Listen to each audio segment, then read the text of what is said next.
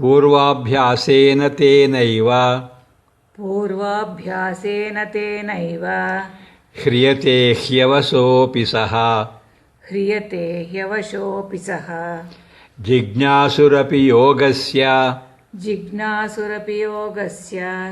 शब्दब्रह्माति वर्तते पूर्वाभ्यासेन तेनैव ह्रियते ह्यवशोऽपि सः जिज्ञासुरपि योगस्य शब्दब्रह्माति वर्तते पूर्वाभ्यासेन तेनैव ह्रियते ह्यवशोऽपि सः जिज्ञासुरपि योगस्य शब्दब्रह्माति वर्तते.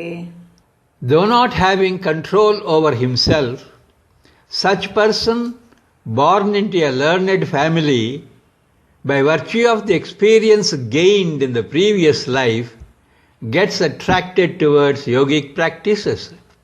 In fact, one who is inclined to know more about yoga goes beyond the area of karma and its fruits as prescribed in the Vedas and works for liberation.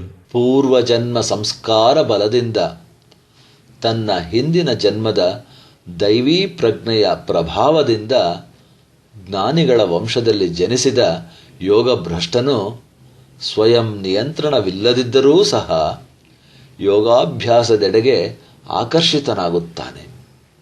ಅವನು ಯೋಗದ ಜಿಜ್ಞಾಸುವಾಗಿದ್ದರೂ ಸಹ ವೇದಗಳಲ್ಲಿ ಉಲ್ಲೇಖಿಸಲಾದ ಸಕಾಮ ಕರ್ಮಗಳ ಫಲವನ್ನು ದಾಟಿ ಮೋಕ್ಷವನ್ನು ಹೊಂದಲು ಉಪಕ್ರಮಿಸುತ್ತಾನೆ.